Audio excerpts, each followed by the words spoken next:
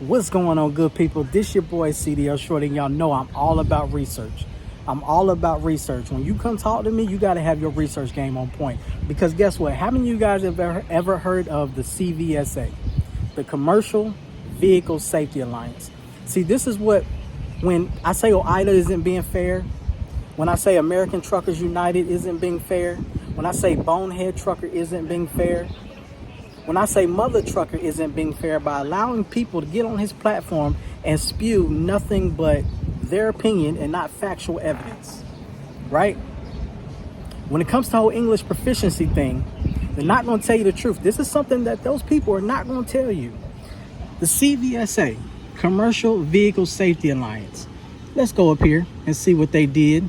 Because what they're going to tell you is, Obama did this, Obama did this. Even Mr. Sean Duffy, Obama did this, Obama did this. Not correct, he did sign it into law, but not without the trucking industry's help. Because look at this, in 2015, the CVSA voted to drop ELP from the out of service criteria, citing the lack of substantive data tying ELP to highway safety, English proficiency to highway safety. Essentially determined that not speaking English proficiency did not constitute an immediate hazard of the type of out of service criteria it's meant to prevent. In 2016, the FMCSA issued another enforcement memo designed to assist drivers and roadside enforcement in communicating in situations of limited English proficiency. The new guidance suspended the previous 2007 memo and made it clear that the ELP violation should not be considered out of service. That's our people. That's the trucking industry. Now you may say, oh, the CVSA doesn't speak for me or whatnot, but guess what? They got power. They got power to get Obama to reverse that.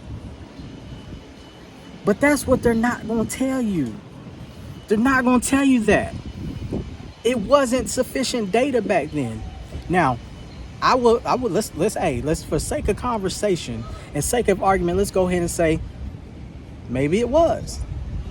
We all know with the new administration coming in, the Obama administration, Obama was heavy for immigrants coming in and DACA and all of that, and dreamers and all of that. And maybe they did turn a blind eye. Who knows? I don't know. But I'm continuing to do my research. But we all know that different admins have different rules. Democrats have different rules. Republicans have different rules. First of all, Democrats have always been non-biased and non-racial.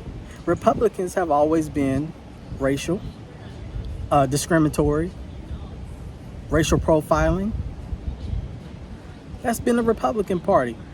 And we have to talk politics. I hate when people say they're scared to talk politics. We have to, because guess what? At the end of the day, politics is what this all boils down to. When it comes to the ELP, when it comes to EVs, when it comes to diesel, all of that.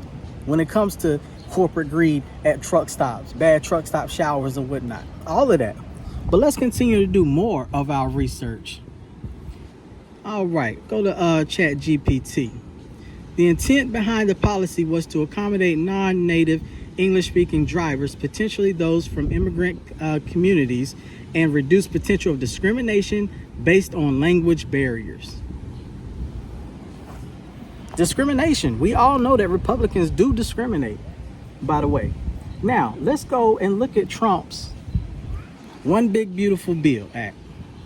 One Big Beautiful Bill Act, right? Where it says clearly that, guess what? Work requirements for Medicaid and Medicare. Work requirements for Medicaid and Medicare. Work requirements for the first time Medicaid. Requires Medicaid recipients above the federal poverty line to pay more fees.